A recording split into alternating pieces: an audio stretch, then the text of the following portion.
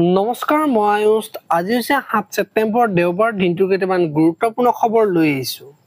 প্ৰথম খবৰটো সমগ্ৰ দেশজুৰি এছআইআৰ বলবৎ হোৱাৰ সম্ভাৱনা 10 ছেপ্টেম্বৰ এই সন্দৰ্ভত দিল্লীত নিৰ্বাচন আয়োগৰ বৈঠক। সকলো ৰাজ্যৰ মুখ্য নিৰ্বাচনী বিষয়া থাকিব বৈঠকত অৱশ্যে ঘোষণা কৰা হোৱা নাই এছআইআৰ কাৰ্যকৰী হোৱাৰ দিন। পৰৱৰ্তী খবৰটো পুনৰ অসমলৈ আহিব প্ৰধানমন্ত্ৰী নৰেন্দ্ৰ মোদী ডক্টৰ ভূপেন হাজৰিকাৰ জন্ম শতবৰ্ষৰ অনুষ্ঠানত অংশ ল'ব প্ৰধানমন্ত্ৰীগৰাকীয়ে। এই অনুষ্ঠানত ভূপেন হাজৰিকাৰ সান্নিধ্য লাভ কৰা ভিন্ন ক্ষেত্ৰৰ 11শ লোক উপস্থিত থাকিব। অনুষ্ঠানত অংশগ্ৰহণ কৰিবলৈ বিচৰা লোকৰ বাবে ইতিমধ্যে মুকলি কৰা হৈছে পৰ্টেল। পৰৱৰ্তী খবৰটো আৰণ্যকৰ তৃণমূল সংৰক্ষণ বঁটা 2025ৰ বিজয়ীসকলৰ নাম ঘোষণা। সাংবাদিক অৰূপ চান্দিললৈ আগবঢ়োৱা হৈছে প্ৰয়াত অনন্ত বৰা সৌৰণী তৃণমূল সংৰক্ষণ বঁটা। পৰৱৰ্তী খবৰটো 10 অক্টোবৰত গুৱাহাটী প্ৰেছ ক্লাবৰ নিৰ্বাচন, 11 অক্টোবৰত ভোট গণনা। 10 ছেপ্টেম্বৰত জাৰি হ'ব নিৰ্বাচনী অধিসূচনা। 10 ছেপ্টেম্বৰৰ পৰা সংগ্ৰহ কৰিব পাৰিব মনোনয়ন পত্ৰ। 14, 15, 16 ছেপ্টেম্বৰত মনোনয়ন দাখিলৰ সময়। 18 ছেপ্টেম্বৰত মনোনয়ন পৰীক্ষাৰ সময়। 20 ছেপ্টেম্বৰত মনোনয়ন প্ৰত্যাহাৰৰ অন্তিম সময়। পৰৱৰ্তী খবৰটো দাম বাঢ়িল গাখীৰৰ। প্ৰতি লিটাৰ পেকেট গাখীৰৰ দাম বাঢ়িল 10 টকাকৈ। পূৰ্বৰ 70 টকাৰ বিপৰীতে এতিয়াৰ পৰা সীতাজখলাৰ পেকেট গাখীৰৰ গ্ৰাহকে ক্ৰয় কৰিব লাগিব 80 টকাত।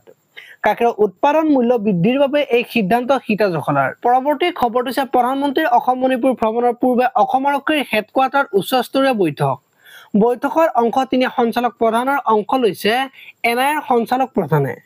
এনএছজিৰ সঞ্চালক প্ৰধানৰ অংশ লৈছে বৈঠকত। উত্তৰ পূবৰ বহুকেইটা গুৰুত্বপূৰ্ণ বিষয়ক লৈ আলোচনা। পৰৱৰ্তী খবৰটো মই অগপতে আছো কিন্তু বিজেপিক বেয়া পাওঁ, বিজেপিৰ নীতি আদৰ্শক মই সমৰ্থন নকৰো, এই কথা মন্তব্য কৰিলে ডক্টৰ কমলাকান্ত কলিতা। পৰৱৰ্তী খবৰটো বিটিচিৰ নিৰ্বাচন মনোনয়ন প্ৰত্যাহাৰৰ আজি অন্তিম দিন। এই পৰ্যন্ত 3 প্ৰাৰ্থীয়ে প্ৰত্যাহাৰ কৰিলে মনোনয়ন।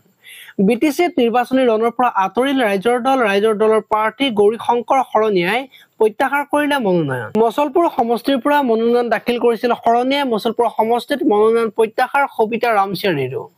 নিৰ্দলীয় প্ৰাৰ্থী হিচাপে ৰামচিয়াৰীয়ে দাখিল কৰিছিল মনোনয়ন। গুমা সমষ্টিৰ নিৰ্দলীয় প্ৰাৰ্থী নীলেশ্বৰ ৰায়ে প্ৰত্যাহাৰ কৰিলে মনোনয়ন। পৰৱৰ্তী খবৰটো এনআইআৰএফৰ ৰেংকিং লাভ ইউএছটিএমৰ উত্তৰ পূবৰ একমাত্ৰ ব্যক্তিগত প্ৰতিষ্ঠান হিচাপে চতুৰ্থবাৰৰ বাবে এই সফলতা ইউএছটিএমৰ।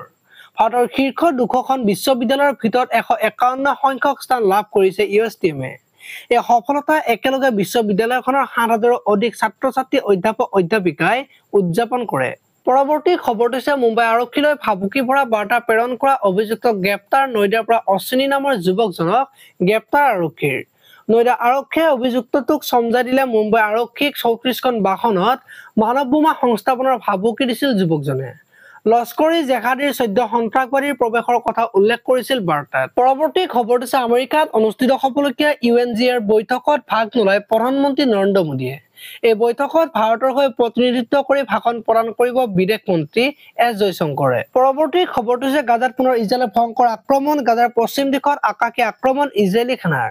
অস্থায়ী তম্বুৰে আৱৰি থকা এলেকাত আক্ৰমণ। কেইবা মহলীয়া অট্টালিকাসমূহো আক্ৰমণৰ লক্ষ্য কৰি ল'লে ইজৰাইলী সেনাই। পৰৱৰ্তী খবৰটো মহানগৰীত ভুৱা আধাৰ কাৰ্ড প্ৰস্তুত কৰা চক্ৰ উৎখাত। জোৰদাৰ অম্বিকাগিৰিৰ প্ৰগতি এডুটেকত অভিযান। গীতানগৰ আৰক্ষীয়ে জব্দ কৰিছে বহু ভুৱা আধাৰ কাৰ্ড। আৰক্ষীয়ে আটক কৰিছে ভুৱা আধাৰ কাৰ্ড প্ৰস্তুত কৰা 3 জনক। পৰৱৰ্তী খবৰটো সাৱধান OLXত নিজৰ বাইকখন বিক্ৰীৰ বাবে বিজ্ঞাপন দিছিল মঙলদৈ এজন যুৱকে।